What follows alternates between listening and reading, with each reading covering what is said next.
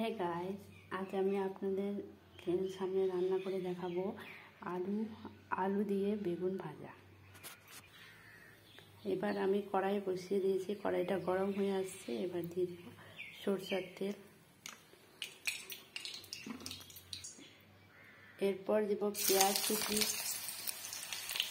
কাঁচা লঙ্কা,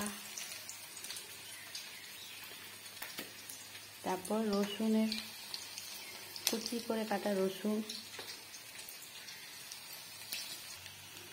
তারপর দিব হলুদ গুঁড়ো, লবণ। এগুলোকে ভালো করে নাড়াচাড়া করব। এরপর কেটে রাখা বেগুন আর আলুগুলোকে দিয়ে দেব।